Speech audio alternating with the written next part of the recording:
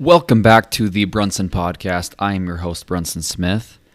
I am particularly excited about this episode. It was kind of a weird one to record, actually. I reached out to my friend, who you will meet here in this podcast, Natalie Curtis, and I said, it's kind of interesting. We've had all these crazy conversations about topics that most people aren't willing to talk about because it's too inflammatory or something. And I said, would you be interested in coming on to my podcast and talking about very controversial subjects? And she said, I would be absolutely thrilled to. So that's what started this whole podcast. The reason I was so excited about it particularly was because I wanted to see what actually would happen if we really went to some heavier topics. I've got very traditional values at my core, and I've had my own upbringing in a highly religious background.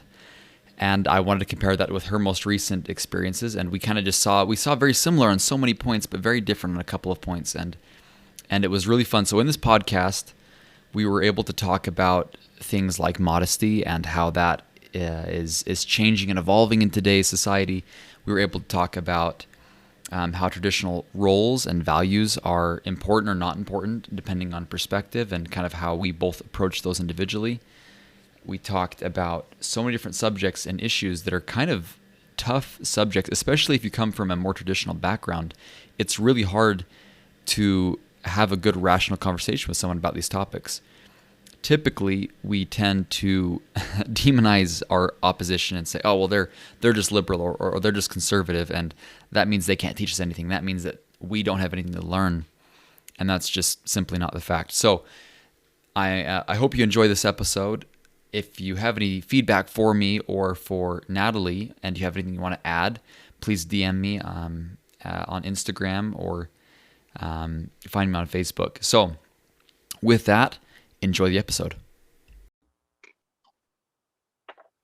All right, I think we are live. There we go. Nat, thanks so much for coming on. Seriously, I'm so grateful. No, really, this is super flattering. I appreciate it. Oh no, for sure. I don't think I haven't seen you since were we staff at Elevation? 2 years ago? That was when we met too. So we met, had a little road trip, saw you for a week, and then haven't seen you.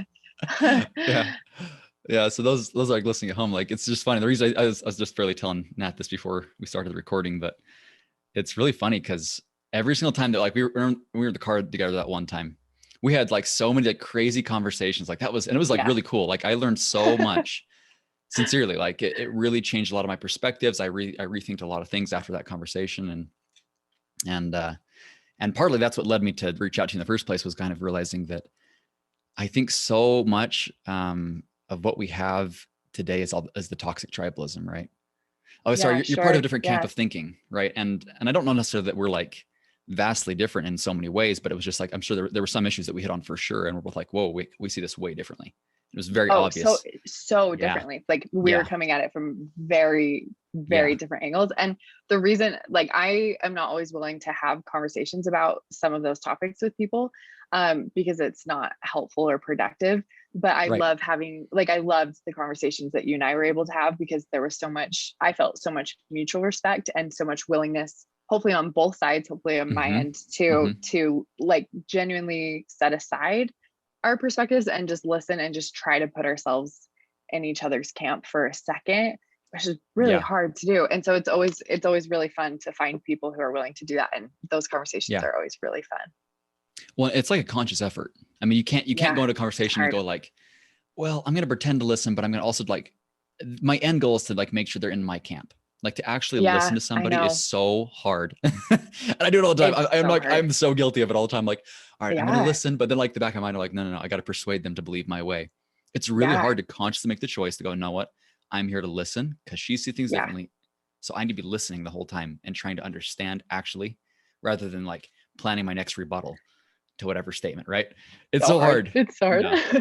But of course we all think we're right in whatever opinions that we hold. I don't think we would hold an opinion if we're consciously thinking like, I know this is wrong, but I still hold this opinion. So we all are shaped by, we've all had very different experiences. Even within my own family, we were raised in the exact same home, just years apart from each other as siblings. And we all have very different opinions on things, and we all think we're right because we've lived it. Like our experiences tell us that we're right. And so it's really powerful when we can step out of that and ask like someone to teach us about their experiences, and to see what windows that opens up. So that's the reason why I love podcasts, because for me, I can't have a conversation like when I'm listening to podcasts, my only option in my car is to keep listening or turn it off. I can't argue. I can't like interject. Right. I just get to listen. That's funny. I think it's cool.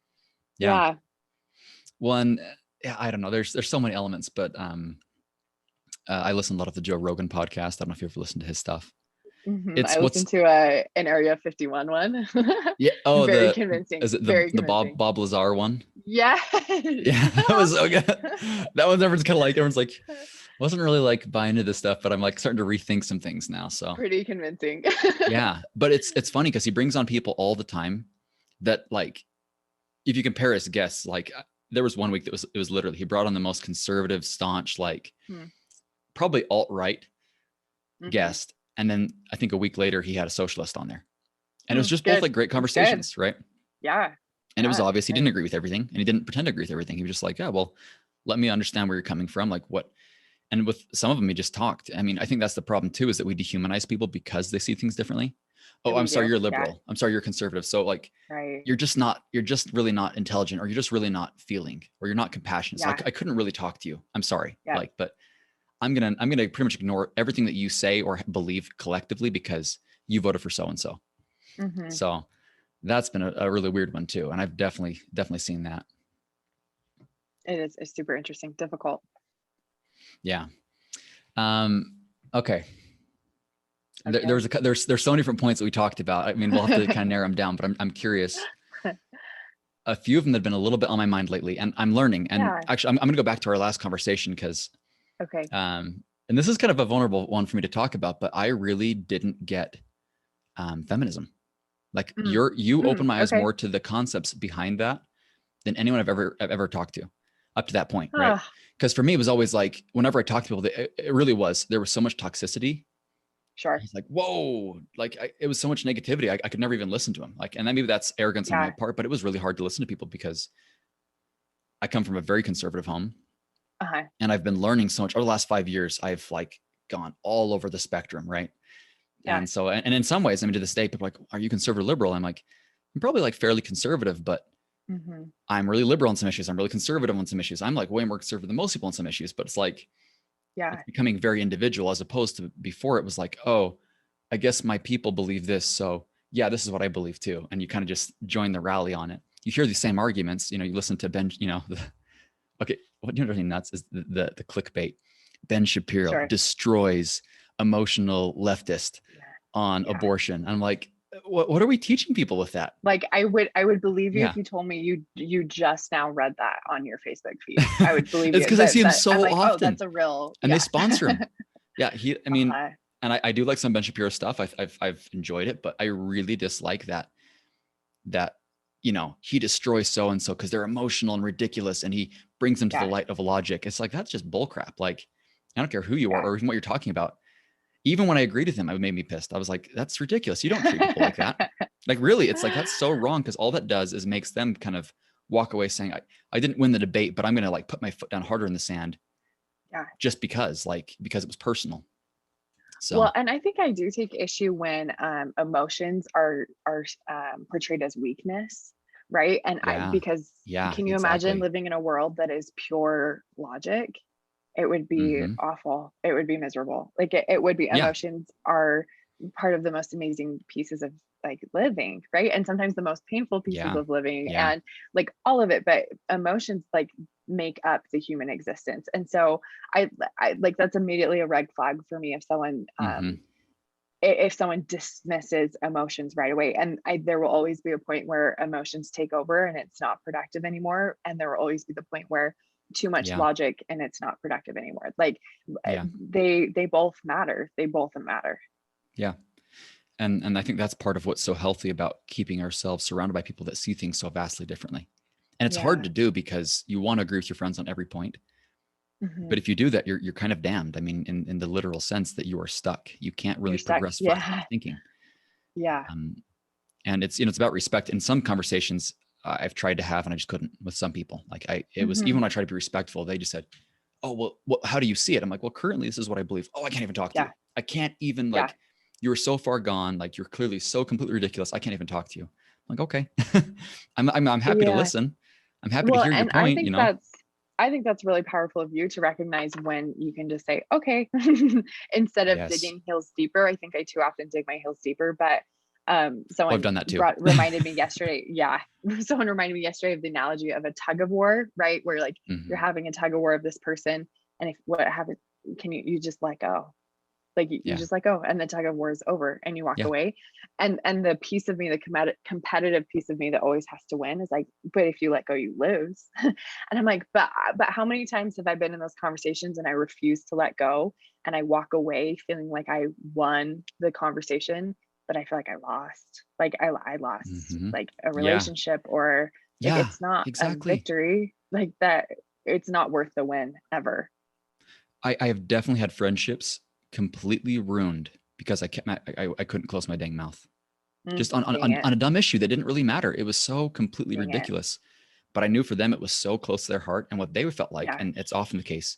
It felt personal when I disagreed with their stance on. There was one person on abortion, which it's really a tough one for me, right? That's one that I do feel pretty strongly about, but we disagreed vastly. And rather than just saying, hey, let me listen, I was saying, well, okay, let's get onto the science of this. And I started hitting him with all these different statistics and facts. Yeah. And I won.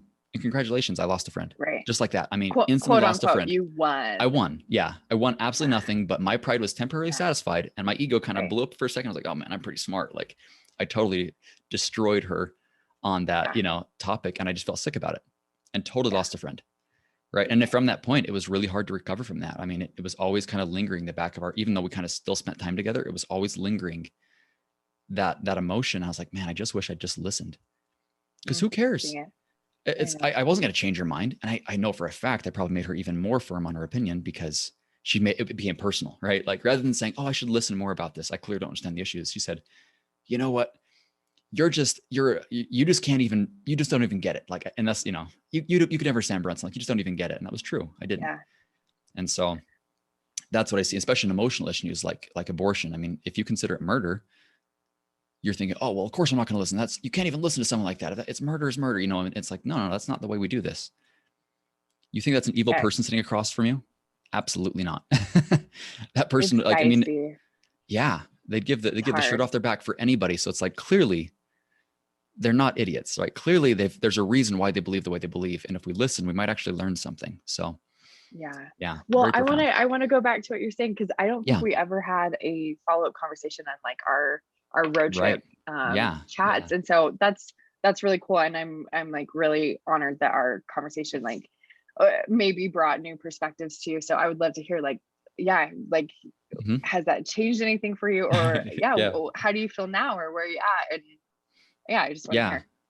Well, number one is I've realized I don't know yet. That was the big takeaway. Oh, I love I did that know, answer. and now I don't know, right? And it's really, Brenton, I love that answer. It's so good, and it's so hard to say. And you kind of said this earlier too. You said something like, "This is how I feel right now," and I've adopted that the last couple of years, and been saying, someone will ask me about something maybe controversial or pointed or highly emotional, and I'll say, okay, based on my life experiences or based on what I know right now, this is how I feel. And sometimes I say, you should probably ask me next week, because it might change.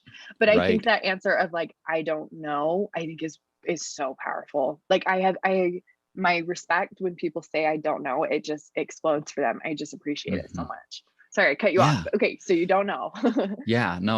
Okay, one more tangent, and I promise we'll get back to this. What do you think is the balance between having firm values and keeping an open mind? Because sometimes it seems necessary. Like you have to stick to your guns sometimes. You have to be, you know what? Here's the line in the sand. I'm not going to cross it. I'm not going to be pushed. I'm not going to be bullied into this. On the other hand, you want to be open-minded and listening. How have you tried to kind of find the balance between values and open-mindedness? Yeah. Okay. So that's an awesome question. I think for me, and if I thought about more, I might have a better answer, but what I'm thinking now is I have core values. Um, and those are important to me. But sometimes the way that core values should be acted on, sometimes though, that's where I don't know. So, and we're kind of talking politics. So, and I usually frame it this way in politics. So I say like, these are my core values, but sometimes my opinion on like how I want the government or policies to enact based on how I see the world, based on my core values, that changes. And so my core values, I think, pretty much don't change. Like kindness and compassion, those are core values. Those are core values to me, right? And there's many, but those are big ones. And so then what that looks like in practice, I think that's where I try to be a little more open-minded, and that's where I typically say, yeah, I don't know how that should look, or I don't know what we should do about that, but I do know that this is the core value to me. And so what we like, our reasoning for any kind of policy, I want it to wrap back to my core values. Like, we're doing this because we have compassion, and we're doing this because we care. I love that. Yeah, that's probably like an oversimplification, but that's kind of my thought. No. I totally agree with that, because there has to be a point, right? Like, there has to be a certain level where you're like, no, this is fundamental. Yeah. This is not something I'm going to change in a day of conversation. Like kindness, no one's going to sway you away from kindness being one of your core values in a day of conversation. Like, that shouldn't happen. Core values would need a tremendous amount of time to change. They have to be slow moving. Otherwise, we would all just be completely blown by every wind of opinion and data out there. But yeah, I love that concept. And that's similar for me, right? It's like, okay, I believe in responsibility. I believe in unconditional love. I believe in this. I believe in that. And then, it's how do those values fit into these current issues? And a really interesting one was the most recent George Floyd case, right? That was a really tough one where you're like, okay, I've got a core value here and a core value here. And some of them were definitely coming head to head on stuff. I was like, okay, I believe really big in like personal responsibility and proactivity. And on the flip end, I really believe in kindness and love. And how am I finding the balance between those two with this issue that's going on right now? And then, of course, how do you act based on those core values? That's where it gets really dicey. But having those core values set, and I love that you actually can identify, yes, these are some of my core values. Because most people, they're kind of like, yeah, I believe in, like, they can list one, maybe two, but they've probably never really thought about what are my core values and what things am I not willing to bend on. And that's a tough thing to go through, because you will lose friends on some issues, and that's like a risk you take. Yep, there's some lines you cross. Go, I'm sorry, I'm willing to go down with this ship. This is a hill I'm willing to die on. So that's really interesting. Okay, so going back to our conversation, we were talking about feminism. We were talking about the roles. We talked about modesty too. That was a really interesting one. That one really shifted my perspective on modesty, actually. And for those that we come from a similar background, we're both raised in the LDS church, and we're both, I think, fairly open-minded on religion generally and spirituality generally, which has kind of led us to all different places. But that core value, I think both a journey for us, like both raised in conservative homes, and then leaving the home, we're like, okay, whoa, wait, where actually am I on these things? And for me has oftentimes like kind of a hurtful, tricky process to deconstruct some things I was taught by community and sometimes family, and to figure out, oh my gosh, like, who is Natalie and what do I actually believe? And oh man, that's a painful process, and maybe has been for you as well. Oh yeah, absolutely. Especially because sometimes you feel like you're betraying yourself. You're like, oh no, this is the way I was raised. Like, this is like the way I was taught. And it's not to diminish that. I mean, the thing about it, a lot of them, they're still as valid as ever. I'm not so married to some of those things, right? Before it was like, oh no, this is part of my identity. Now I'm like, no, I can look at it separately, objectively. Modesty was one that, I mean, when we talked about, I've kind of historically always believed, oh no, like modesty is very important. It's about, it's about respect and yada, yada. We had different opinions on that. And how that shifted for me was kind of realizing I just don't get it. I just don't. And how could I? Like, I've never been a woman. And that's, and we're always like, and a very typical sentiment that I definitely was guilty of was like, oh, for the love of Pete, like, oh, that's just ridiculous. Like, no, like, okay, you're kidding me. Like, it's not that inconvenient for you to actually like dress this way or that way. But then it's so funny. We're so quick to use a double standard and say, well, you don't get me either because I want to do X, Y, and Z, but you won't let, like, it was, one of the big ones that was really funny. Someone made a really disparaging comment about me being in the kitchen, right? Okay. Because I love to cook. It's like one of my favorite things to do, right? Well, mostly because I'm really Yeah. picky, right? I love Yeah. eating and I Okay, love great. food. So you're like, I'm taking control here. Right. Yes, Yeah. I was in the kitchen cooking, and someone's like, no, like this is the woman's place. And I'm like, Ugh, ouch. I feel like I can do this. Like this is something I love doing, something I'm passionate about, and it was a little bit tough. I'm like, okay, like that is the perspective shift. Was kind of realizing for me, I didn't get it because I've been surrounded by some females that are like, no, we don't like those activities. Like we don't like certain Yeah. activities anyways. I'm like, oh, what's the big deal? And then the perspective change was, it is kind of hard when someone says, no. Traditionally, men don't cook, or like men's place is not in the kitchen, right? And I was like, okay, but maybe that's not that big an issue. Maybe we should kind of cool the jets on that and some other issues as well. That women are saying, no, I really love working. I love being involved in this project. And some people say, no, that's like not a female role. And it's tough for me as well, because I do believe in traditional values, right? I do believe in like roles, which is a very unpopular opinion. I believe. And I think kind you of, and I feel differently there, which maybe we can chat about now if you want to. Well, or I'm maybe curious not. now. What is your opinion on roles generally, and should they exist or not? Holy, that's like a loaded question, That's a pretty right? loaded question. Okay, so like I think this ties into how I feel about feminism. And for me, growing up, very conservative, feminism was kind of a dirty word. Like it was the ladies who wore pants to church and that maybe just kind of wanted attention is how I conceptualized what feminism was. And so and even sometimes when someone's like, oh, Natalie, like a feminist, and like in a really good light, I like feel myself cringe because I feel like those paradigms of that really negative concept of feminism. And I think feminism is so beautiful. It's women saying, hey, wait a second, we are just as capable, we are just as strong, and we would like the opportunity to choose the way that to choose what we do the way that you choose what you do. That's how I perceive feminism. And I think that I think that feminism has been written off as like these raging women who are just angry. And I think there are people who are angry, and I hear ya. Like, and I think the anger comes from hurt. And so like these like roles that we have, and like the systems that have been in place for so long, I think have created so much hurt. And so with this era of feminism, as it's been rising, and we're on third wave feminism now, and as we're moving through what is the third wave of feminism? I don't know what that means. I don't know. It's just like how people have like conceptualized and like said like, different okay, like this sets is like of progress or something. This is like the first era of feminism, and then like these are the things they accomplished, and then we got suffrage. Like women can vote. Like, it's so cool. And then women got bank accounts. Like that's amazing. Maybe you know the answer. Maybe I'll just put you on the spot. When would you guess what year were women allowed to have their own bank accounts? 1965. I'm putting you on the spot. Yeah, it was in the 60s. That is so recent. That is so women could not own their own bank accounts. That I don't know. Maybe that's not as shocking for you, but that when I learned that year, because shocking. And it's a dice. Like I said, it's a really loaded conversation. It's got a lot of emotion tied around it. But if you don't own, okay, I'm a Bitcoin guy, right? I'm like totally on the Bitcoin train right now.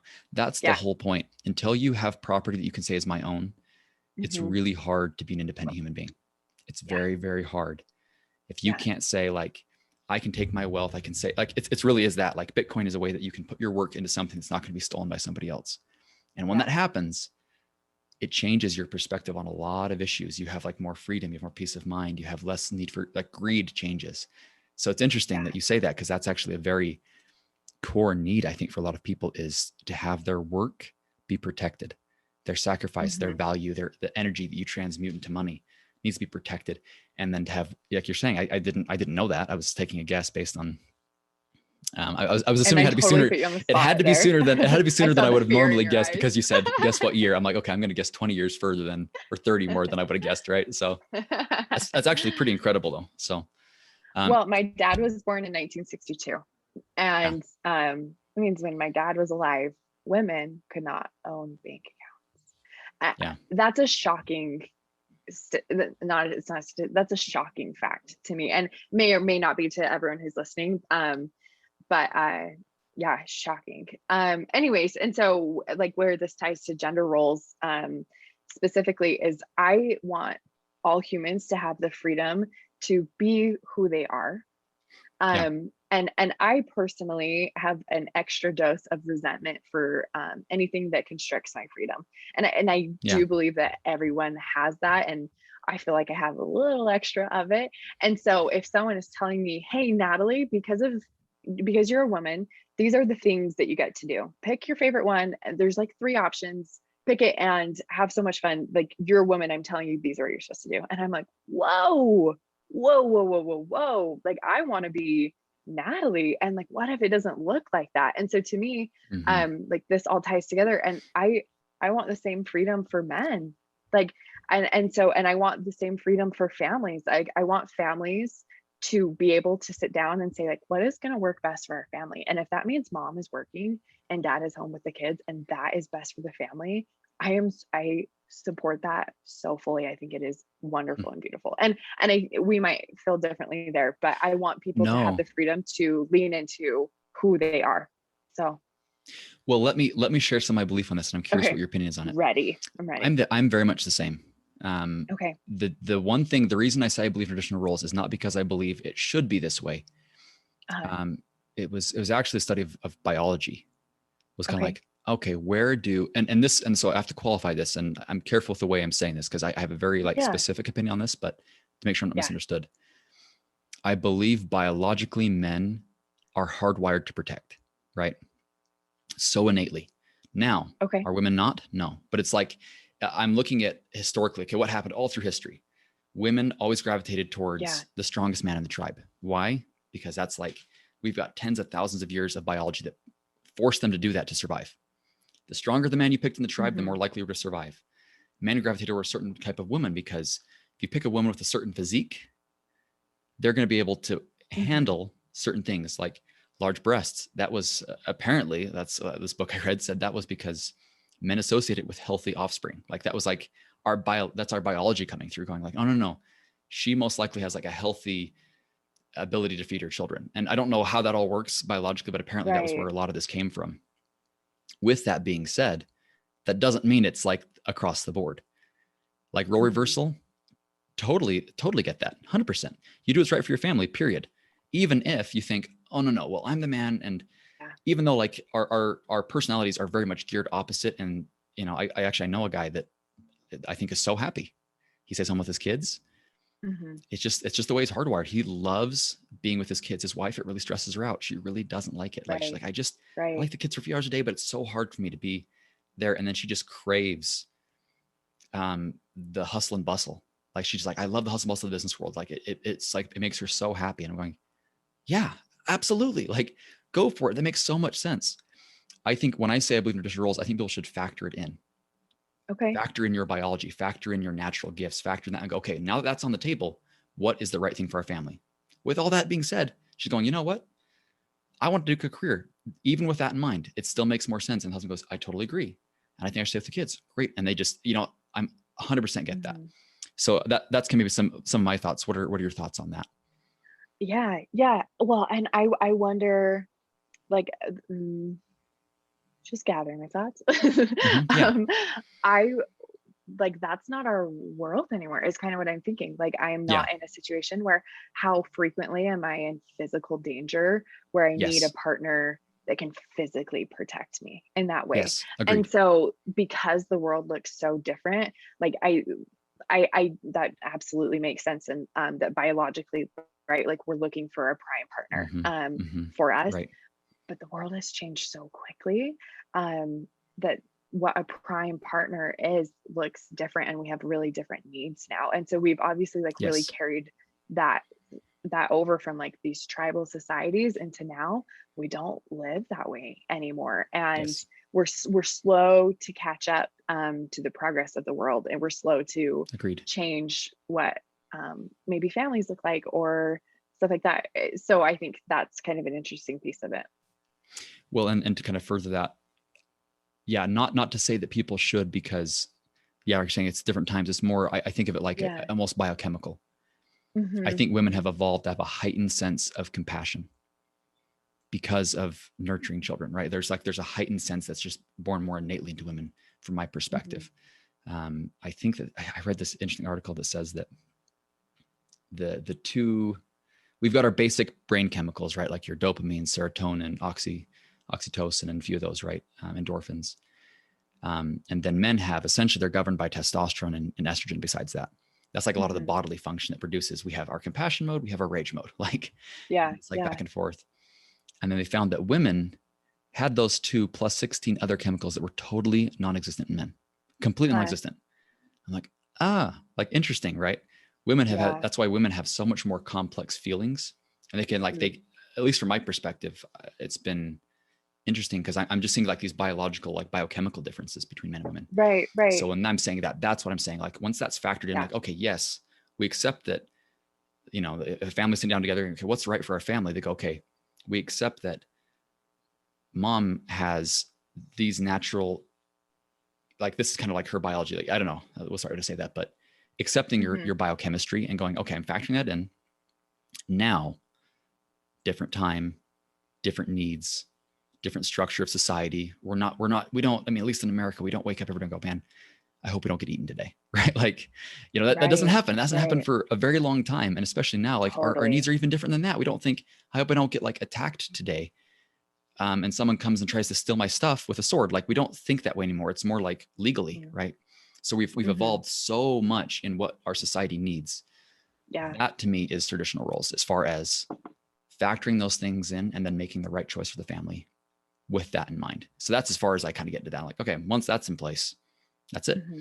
And not all men are the same. And some men are like, that's just not the way they tick. And other men are like 100% testosterone and they tick a different way. So anyways, that's, it's like a difficult statement to try to qualify, but that's kind of my opinion currently on it. Yeah. And there, that's my favorite statement. That's how I feel right now. That's my opinion currently. Like, I think that's a beautiful statement. I like that a lot. Yeah. Tell me about modesty. We talked about this. This was one that rocked my socks a little bit, right? Because I really struggled with, I was like, oh, no, I felt this way my whole life. And I had this different, like this certain kind of pretty fixed perspective on what modesty should be and what it is.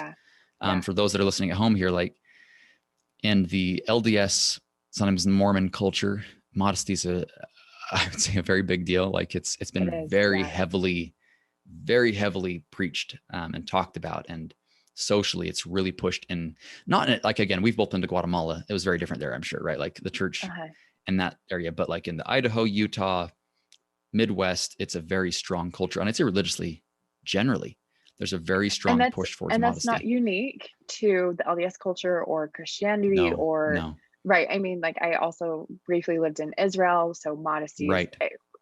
That's a big thing. So this modesty is not unique to the LDS culture, but obviously that's the paradigm that you and I are pulling from, because that was our upbringing. Right. So with that, like, I mean, how was your perspective shift? Especially, I'm sure in Israel, I'm sure there were some perspective shifts that occurred. Where has that ended up for you? Oh man. Yeah, I think well, first of all, I would love to hear like what rocked your socks on that. Like what was new about our conversation, maybe that you hadn't heard before. And I'm throwing this back at you, but yeah, let me try to formulate that. I think what it was is that it was always very black and white to me. Well, number one, my whole life, I've always believed that if a woman dressed immodestly, she was seeking attention from men. That was the way that I always believed it. I've now talked to enough people to understand that's just not the case. I think sometimes it is, for sure. There's no doubt about that. Occasionally that is the case. But very often I've talked to tons of girls that are like, I don't feel that way. I don't think that when and what is immodesty, right? I mean, for a lot of girls, what's deemed as immodest, they're just like, this is just how I it's artistic for me. It's how I express my Oh artistic yeah. self. And I was like, Mm-hmm. really? I thought that was like an attention thing. And maybe some of you are like listening, going like, how could he think that? I'm like, I'm sorry, but that was my honest opinion. Like, I just thought if a woman dresses like with showing a lot of cleavage, it means black and white. She wants attention from men, period. And I've come to realize like that's actually quite rarely the case from my perspective now. So that really affected me. Something I'm always impressed with our conversations is your willingness to say like, this is how I felt, even in like full awareness that people are going to be like, what? I think it's very humble and impressive that you can say like, hey, this is where I felt and this is how I feel now. I just want to compliment you. I have a lot of respect for that. Well, thank you. Yeah. So that was a big one, that big paradigm shift. And then lastly, kind of the perspective change was, again, the rhetoric, I've really come to believe the rhetoric has been lost in a lot of ways. So some people have believed women dress modestly so that men can control their thoughts. And they'll be like, no, that's not why women dress modestly. They can dress modestly because they respect themselves. And then, so there's a lot of different reasons. Like, it's funny how it was always so black and white for me growing up. Women should dress modestly. But it wasn't really talked about for men from my perspective. It was kind of like, no, don't walk around. Well, I think partly because everyone's like, no one wants to see that anyways. Like, nobody wants that. Like, nobody wants that. But like, you walk around with your shirt on, or it was just funny. And so my perspective on modesty changed on what is modesty to me now. Modesty is what image are you putting out, right? Like that's kind of what really it comes down to. And I'm like, okay, so modesty for me is I try to look what I want people to perceive me as, even though it's like, that's not always right. Like I definitely had a man bun for a bit, and I definitely had my hair like growing, like actually I didn't have a man. I had like just crazy mane that went on, and I didn't take very good care of it. And so even though I dislike that people make judgments based on their initial look on you, it's just reality. Like, people will always look and go, yep, that's my first thought. And I've kind of come to accept that as a reality. And do I still kind of push that sometimes? Absolutely. Like, I'm always like, yeah, I kind of enjoy that people, it's like this weird thing, but like, you kind of more like, yeah, I'm gonna wear a man bun because I want people to misjudge me. It's like this weird, I don't know if you've ever experienced that, but I've totally had that before. Like, yeah, you don't know me. I know what you're saying. You don't know anything about there's me. like a weird satisfaction to it. Exactly. Yeah. So anyways, that's kind of where my perspective has changed quite a bit. Tell me what your thoughts are. Yeah. Well, and again, like growing up very conservatively and growing up in church and hearing, I think it's helpful to break down these statements. So one statement that I frequently heard is, hey girls, why do we dress modestly? Okay, so we're taught that boys have a really hard time controlling their thoughts, and we dress modestly so that they can control their thoughts, right? And I was like, yeah, let's help them. Like, this is so great. And I now take serious issue, and I will not teach my daughters that way. I won't teach them that way. And I think that there's a disproportionate responsibility placed on women versus men in lots of areas. And I think this is a really good example of that. Why is someone else's thoughts about me my responsibility? Right. And like, why do I have to protect their virtue by covering myself? And I think it teaches girls that their bodies are shameful and that their bodies create inappropriate things. When bodies are sacred and extraordinary and beautiful, right? And Adam and Eve in the Garden of Eden had no shame. They did not wear clothing, and they had no shame. And then Satan came up and was like, ugh, you're naked. Like, that was kind of gross. And then there was shame. And so by teaching the girls that, like, hey, your body is going to do these things to these men, and it's your job to fix it. It's like that moment in the garden where these girls just loved, like Adam and Eve were just hanging out, like having a great time. And then the snake comes up and is like, ooh, you are shameful. And I will not put that on my girls. And I recognize that that's a message that they're going to pick up from church, and we're going to unpack it, and we're going to take care of it, because their bodies are extraordinary. Right. And they're not objects of shame. And so I think modesty culture pushes shame culture for bodies. And so that's an issue I take. So there's one. I don't know if you want to, I can unpack a few other sentences, but yeah. Yeah, I'd love to hear. So what will you teach your daughters about the way they should dress or should not dress? Or is that going to be a conversation? Or like, how do you plan on handling that with your daughters? For example, I mean, if they They're like, I'm going topless to school today. It's like, okay, well, let's talk about some legal things. Let's talk about some social things. I mean, how are you going to approach those kind of conversations with your daughter? What will be the standards in your home, do you think? I hope, and I say I hope because I have no expectation in being a perfect mother, but I hope to be a deliberate mother. Yeah. And so I hope that our conversations will always come back to why. So if a daughter's like, I love this outfit, I'm like, oh my gosh, tell me why. And she's like, I feel confident, I feel good, I feel these things. I'm like, that's the coolest thing ever. Like, I want my daughters to feel so good in their bodies, and my sons as well, right? But obviously women receive different messages and much more severe attacks on their bodies. Not to say that men don't, but I think it's fair to say women are attacked. Pretty fair. Yeah. Yeah. So I want it always to come back to why. And then if someone's like, well, like, I get a lot of attention from my peers when I wear this stuff, I'm like, okay, well, let's unpack that. Like, why are we seeking validation from our peers? And unpack it in that way. So it's interesting. And obviously I am a product of this shame culture of modesty, and I have shame over some clothing that I wear, and I'm always asking myself why, and I'm always unpacking it. And I'm currently not a mother. And so I hope by the time that I'm having these conversations with my girls, maybe I have worked through some of my shame culture, and can give them some better direction. And I hope that society moves as well. The last 4 or 5 years, especially in media, like, all bodies are being celebrated, and it's extraordinary. Curves and lack of curves, and like, all bodies are being celebrated more than they ever have on media. Yeah. And I think I like celebrate that so much, and hope that just continues for when my kids, when I have kids, if I have kids, right? Yeah. So yeah. I don't know. That's my take on it right now. So if, I guess my what I'm maybe hearing is that sometimes we're attacking the symptom and not the root, right? Modesty should maybe not be the issue. It's like, let's talk about how you see yourself. Let's talk about your need for attention from others. Let's talk about the efforts you go to get attention from others and how they're unhealthy or healthy, or let's talk about that. And then probably, I mean, I would guess, at least if I'm hearing this, I'm actually thinking like, oh yeah, that would make sense. It would kind of take care of itself in whatever way it was healthy. It'd be a very healthy thing. Let's talk about who you are, and your intrinsic value and how limitless it is. And let's start there.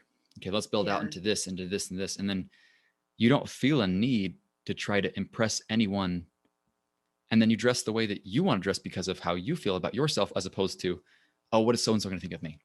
Are they going to think I'm too slutty? Are they going to think I'm like, this, or they think I'm that? Like, and they create all these like crazy mind games of trying to please everyone at once. Yeah. And that's reflected through their clothes, as opposed to saying, no, I'm just very much okay with knowing that I am fantastic and I'm, an incredible human being. And then maybe having that solve 98% of the problems. So I hope that my children seek for validation within themselves and within their God. Like, I hope those are the sources to which they look for validation. And I hope as a mother, I can pour validation and love into them. But I hope they don't need me for it. Right. Like, I hope that I can, instead of being their source of validation, I hope I can teach them where to find their source. And I believe that is God. Yeah. Have you ever read a book called Real Love by, was it Greg? Can't remember his name. I'm looking right now. I've got to figure this out. Look right now. Yeah. It was such an incredibly insightful book. Yeah. He's got really interesting, a really interesting perspective. Yeah. Greg Bauer, Greg Bear, and his whole concept, which was so profound to me. And it goes back to everything we've been talking about. His belief is that dishonesty breeds self-hatred. Yeah, I agree. That makes sense to me. Dishonesty with yourself, dishonesty with others. And as you lie, and it's all about putting on faces. And he said, he wrote a book on dating. And in that he said, when you go on a date and try to put an image out that you're, it's like, he said, girls do this so commonly. And that's why guys will say, she is not the woman that I married. He said, they'll try to. Do you think men also do it? Oh, 100%. Yeah. He cited this one example. He's just like, it's like a very typical thing you'll see in marriages is that she'll pretend to love fishing, and she'll pretend to love hunting, and she'll pretend to love hanging out with the boys. And then all of a sudden they get married and that shifts. Guys are like, oh, I'm super sensitive. And I love all those Hallmark movies. They're so great. And the girl's like, yeah, he loves all the same movies. We love all the same movies. And he's like, that's inherently dishonest. That breeds artificial and conditional love. When you're very honest with who you are. Well, and there's going to be a breaking point. It's going to come out. You're going to be on a fishing ship 10 years into your marriage. And you're like, sir, I hate this. Like, yeah, exactly. Why would you do that to yourself? It's going to happen. Yeah. Well, and I think the reason we do it to ourselves because we all want love. Like more than anything, we all so deeply want to be accepted, and we do the most bizarre things to get there and the most backwards things because we want it so bad. We want it so bad. Go ahead. Well, while you're looking that up, I looked up a quick Bible verse. Do you know what the Bible says about modesty and how we should? Well, one piece. I know what Paul said about it once. That was a little interesting. Oh, Paul, sweet Paul. I have a love relationship with Paul. Oh, that's so funny. Yeah, sweet Paul. Well, our modern perspective on modesty is that, and there's so many other things that we're taught. Like another thing at girls' camp, I remember being like, hey girls, like the priesthoods, like the men of our ward, of our community, of our church, will be coming up to hang out with us tonight. Make sure that no one's wearing leggings. And Brenton, I never second guessed that. I was like, oh, that makes sense. That would be so inappropriate for these young girls to be wearing leggings if there are men here. Oh my gosh. Cannot believe I didn't second guess that, when the message of that is saying like, hey girls, like wearing leggings is not safe around these brethren, right? Which I fortunately always had wonderful leaders growing up and never felt unsafe. But I think that's a backwards message, right? And that's maybe something to unpack. But in Matthew 5:29, it says, okay, so in modern church, we say like, hey, like immodesty is causing men to have backwards thoughts and maybe lustful thoughts. So the solution is to put clothing on women, right? Yeah. Right. That's our solution. Yeah, exactly. The Bible says, and if thy right eye offend thee, pluck it out. If your right eye causes you to stumble, pluck it and throw it out and throw it away from you. So the Bible's saying the responsibility is on you. It's not on these women to cover up. It's like gouge your eyes out, like if you're having issues. And so it teaches personal responsibility, which I know that's a core value of yours, is personal responsibility. And then just one more thought. Even like now there are like tribal societies where women are routinely topless and it's not sexualized, right? Like women, like their breasts are tools to feed their children. Like that is extraordinary. It's not sexualized, and they all walk around topless. And I know that like American missionaries, especially in our church, will go, and there's like, especially in Africa, and I had a roommate who served in Cape Verde, and she said it was like really awkward for these elders to be faced with like women who are just breastfeeding or just not even breastfeeding, who are just topless. It's not sexualized. And so to me, I'm like, that is something we have actively taught is sexualized and shameful, when I believe it's a beautiful gift that women have to provide for their children. And we've made it so shameful and so sexualized, when it's the same thing. It's Eve's in the garden and she's just hanging out, and then the snake comes up and he's like, ugh, cover up. Because I mean, our LDS perspective is that Satan has no body, is deeply envious of ours, and I think puts a lot of work into convincing us to hate ours and to think that ours are dirty. So I don't want my children to think their bodies are dirty. I want them to celebrate them and to love them. Yeah. Well, did I ever tell about my first time in a Guatemalan sauna? Oh no, but please tell me. You can probably guess, right? I walk in and I was the only one wearing clothes. I was like looking down, like I'm the only one wearing a swimsuit. I was like, It's like 20 people in there just chilling, talking about philosophy, talking about life, reciting poetry. It was really interesting. And and same thing. I don't know. I haven't known how to like what the right thing is on that. And I'll be honest, I have no idea. But it was interesting because I was like, this is so also weird. A great answer, right? Same thing. I was like, this is so unsexualized. And it was odd to me because I'm like, being topless is like this uber sexual thing in America. And then in Guatemala, there's all these young 20-something-year-old girls And it was like, oh, but we're in a sauna. Mm-hmm. You know what I mean? It was just so obvious to them. And I didn't ask him, but it's just like very obvious. Oh, we're in a sauna. So it's like, we're in a sauna, you know? This is not sexual. Yeah. Yeah. And it was just interesting. I was like, and I've thought about a lot about that since, because that was very typical. And everywhere I've traveled, with the exception of America, almost every country I've been to. Yeah. Granted, I go to like countries that have a lot of more maybe free spirited culture, and the European style culture, but that's pretty typical. and even for me, right? Like as a guy, I was just like, huh. And I same thing. I didn't look at it sexually, which is so interesting, right? Because that's very much not the way I've been programmed, right?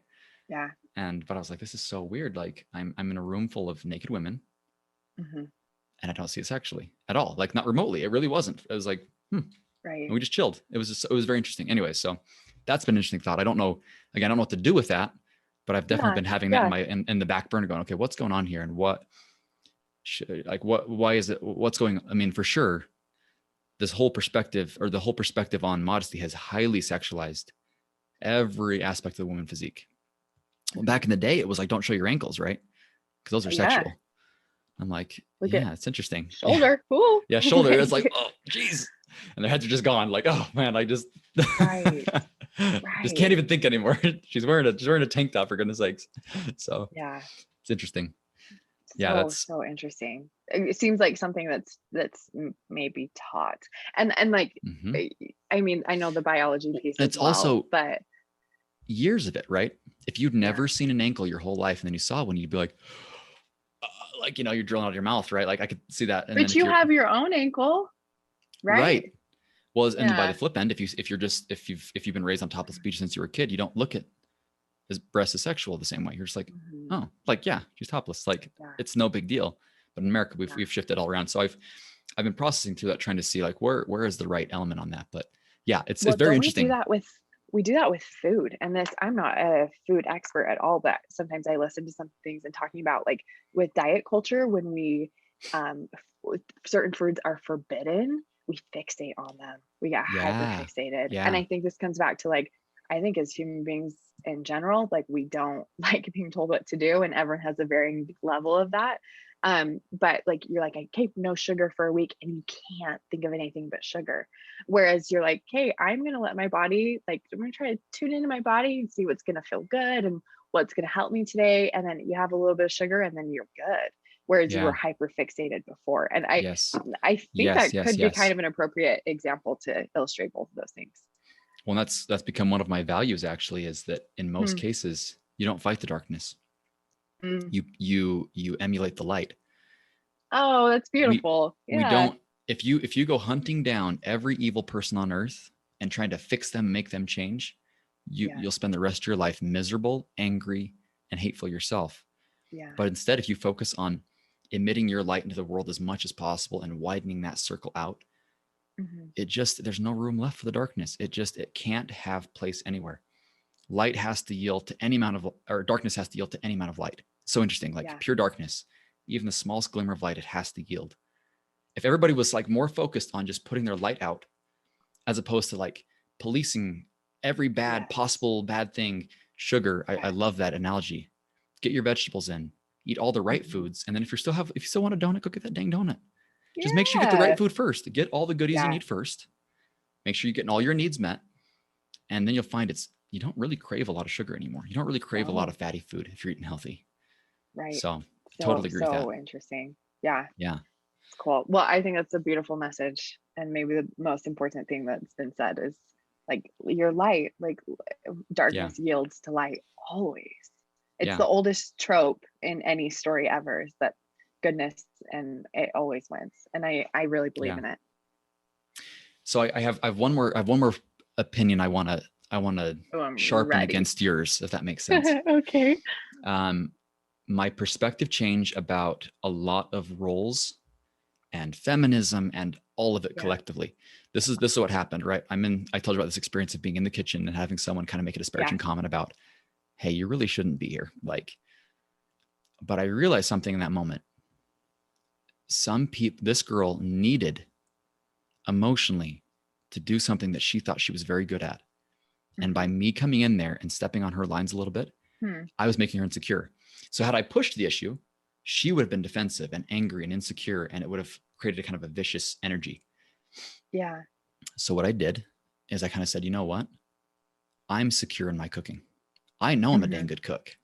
No, I shouldn't say I know that. I think I'm a good cook, right? No, People keep telling me that, Own and it. I think it tastes good. So dang it, I think I'm a good cook. And I said, I'm okay with that. I had enough security in my ability in cooking. I didn't need to prove to her or anyone in that kitchen that I was a good cook. Yeah. Had I been insecure enough, I would have gone, you know what? I have to prove it because I'm insecure. That's same thing.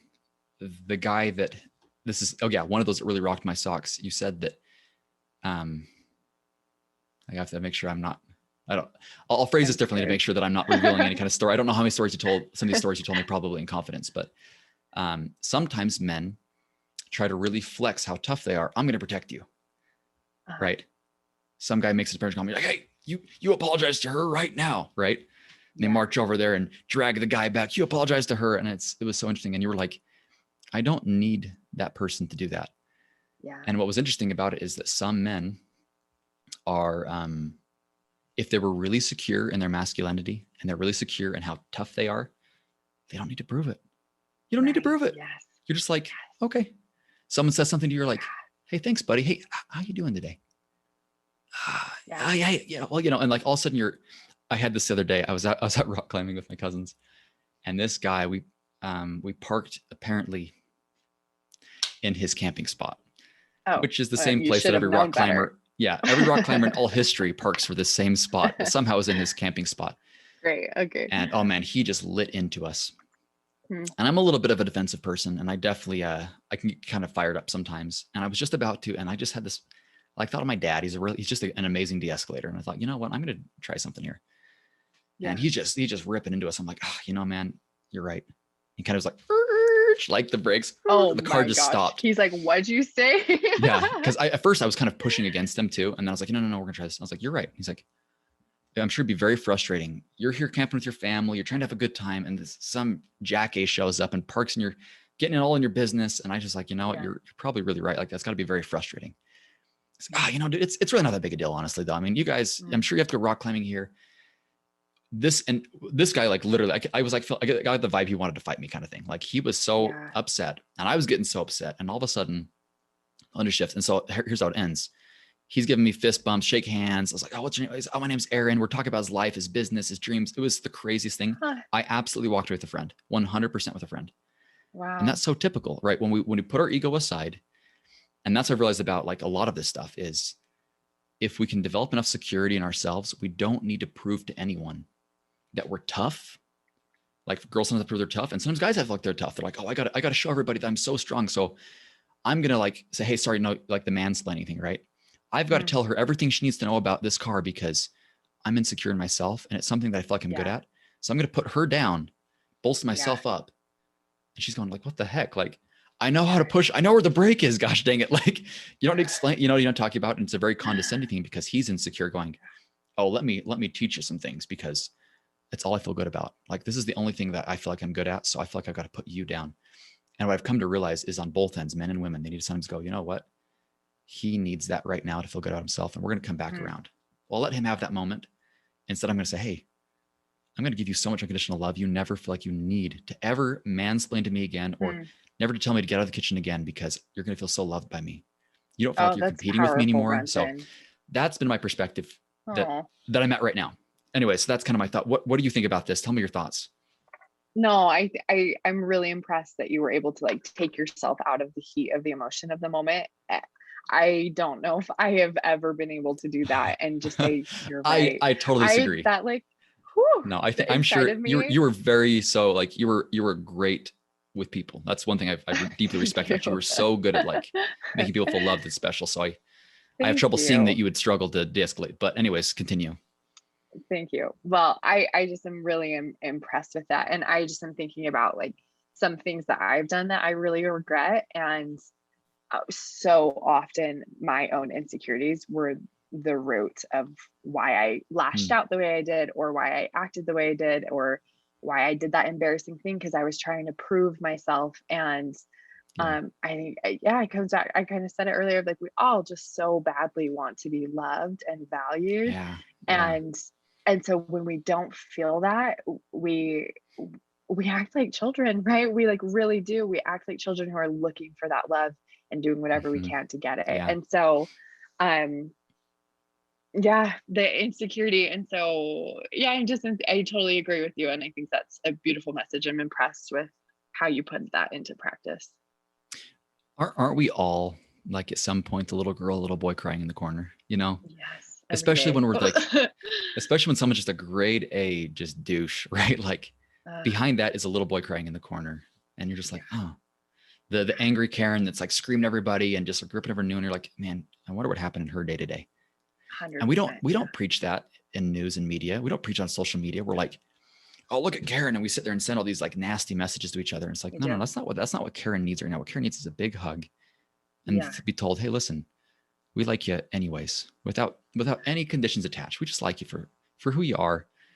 And that I feel like that solves so many problems. But we're so caught up in, oh man, I'm gonna like, oh god, I hate this so much. The Ben Shapiro style, like destroy the emotional liberal thing. Oh, it just kills me, right? Because that's not what that person needs right then. That's not going to change anything. That's not going to fix anything, right? So, no, yeah, no. Well, and I believe strongly that person who does that for us consistently is Christ, and believe that Christ knows us and loves us, and He is that source of validation. And so, yeah, for me, like that's the root for me. And when I'm seeking validation elsewhere, oh my gosh, I'm always gonna get my feelings hurt. That's beautiful. Because we're not good at giving it consistently. Yeah. And so there's so just true. a lot of hurt. There's a lot of hurt out there. Humans are a bad source usually for unconditional love because we're pretty unreliable. Yeah. Well, how can we give unconditional love when we don't have it for ourselves either? You know? Right. I think the people who I have felt the most compassion from and the most loved by are the ones who feel that for themselves. And it's the people who just really dislike themselves that go out and hurt a bunch of people as well. That's so true, isn't it? Yeah. The more you hurt inside, the more you want to hurt. And the more you love inside, the more you want to love. That's pretty profound. Hurt people, right? Yeah, exactly. Okay, I've got one last question for you. Okay. I said that earlier, but I'm amending that statement, and now I've got one last question for you. Well, I think Benson, we need to go on another road trip as well. We did another road trip. Like, what are we doing? Yeah, we did another road trip. Rock climbing. I'll tell you about it afterwards. Yeah. I'm doing a big rock climbing trip. I want you there. So. Oh, okay. What have you been learning about money and the pursuit of success as compared to relationships, experiences, and just living in the moment? Like, there's definitely got to be a balance, I'm sure, right? You can't be all one or all the other, but what are you learning about that? I think, and I am in a big process of like breaking down like money stories that I was taught or picked up somewhere and trying to figure that out. I always thought I was like the best person with money, but was really living in a super heavy place of scarcity with money. So I never ever spent my money, but thought I was awesome because I wasn't in debt. Right. And probably like gave myself a perception of like superiority that I don't spend my money, which is wild how much morality we attach to money, I think is something interesting I've been learning. But back to your question on it was kind of like a loaded question. There's a lot of facets there, but I think for me, money decisions comes down to priorities, and everyone has going to have different priorities. And I think that's great and wonderful. And you just need to take a second to figure out yours. I remember a friend I grew up with, their family always struggling with money, but often going on like big vacations and eating out like 5 days a week. And in my head, I was like, what? Like trying to make it make sense. And then I just was like, oh, like vacations are their priorities and they value that over maybe a home or cars or other things. Yeah. And so they love their vacations, and their vacations have created such a wonderful family environment and like really bonded their family. And so it was decisions. And then for me, I have spent quite a few summers during college living, a handful of summers, like living abroad and not making money. And then it means I just had to be a lot tighter in other areas of my life. But those experiences were worth it for me. And so some people are chasing money and chasing success, but like, what's your priority? If the success is your priority, then okay, that's what you're doing. Okay.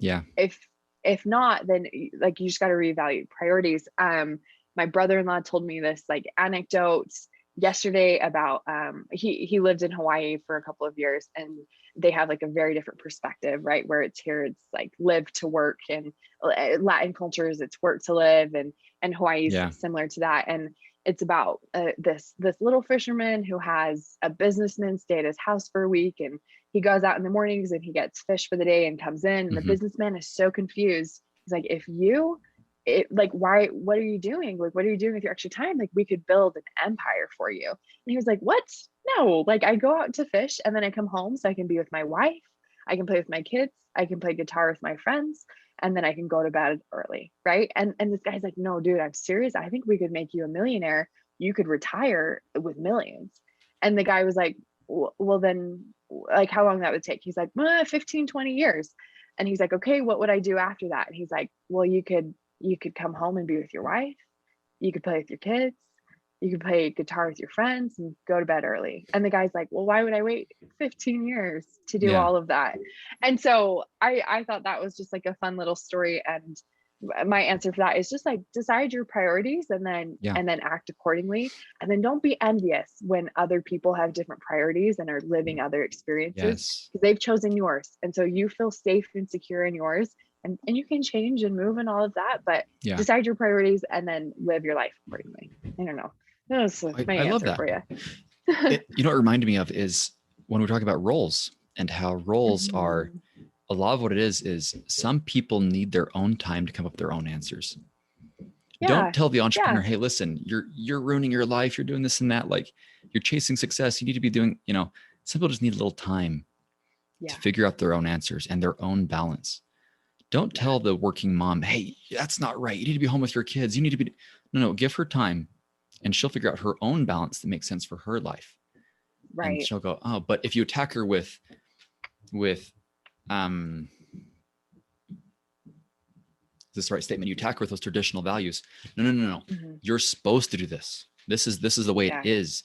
Like, and you're shoving that into them. They're not going to, it's going to be really hard for them to even see clarity sometimes, because they're getting so defensive. They're so like, again, it's that tug of war, right? You're creating a tug of war when there doesn't need to be one. Love on them. Yeah. Be kind to them. Totally. If they ask your opinion, then give it. If they don't, you probably shouldn't. Just be like, hey, do you think it's a good idea for me to work at home? Well, let's talk about it. Here's the risks. Here's the benefits.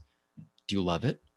What's your long-term plan? Where's this going? Like, that to me is a very real conversation. Plus saying, for 3,000 years, men and women, and we sit there and we thump our little Bible of self-righteousness.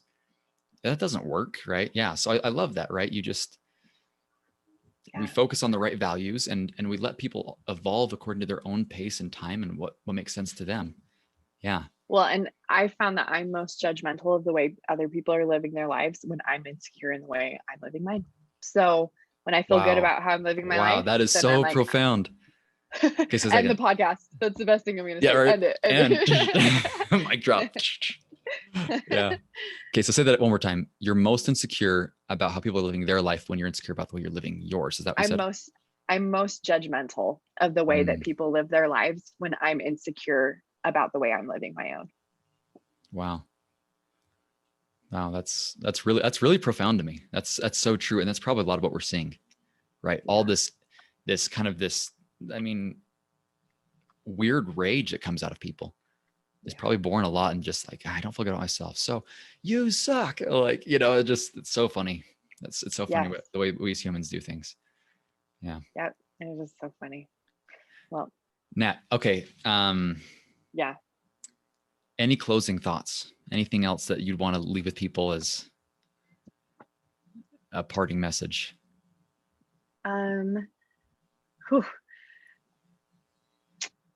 My favorite, yes, I do. My favorite saying in the world is the best is yet to come.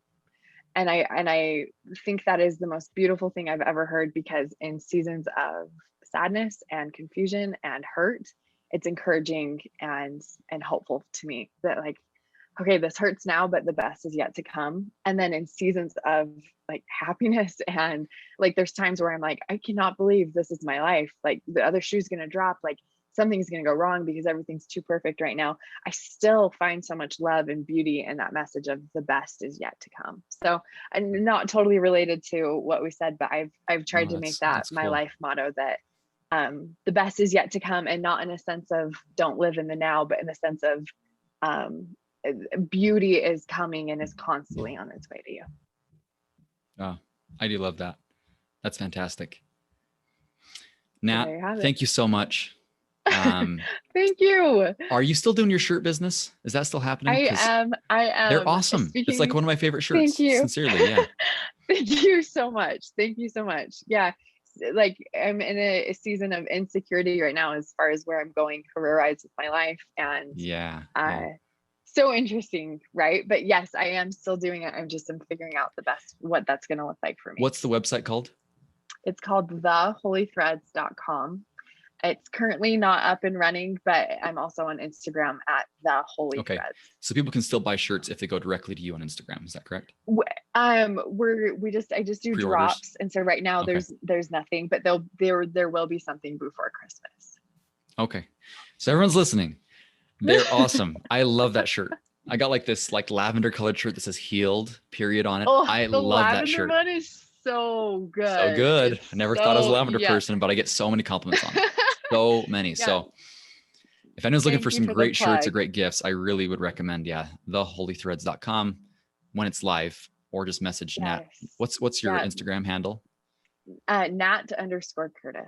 Yeah. They're just, they're shirts based off of Bible verses in a very simplistic way. So cool. Yeah. We could do 1,000 interviews, but thank you so much. And anybody that has questions, I'm sure, can they reach out to you on your Instagram? Yes, if you have any questions, please. That would be so fun. Yeah, so much fun to chat with anyone. Yeah. Awesome. Well, I love it. Thanks again. Bye-bye. Bye, Brenton.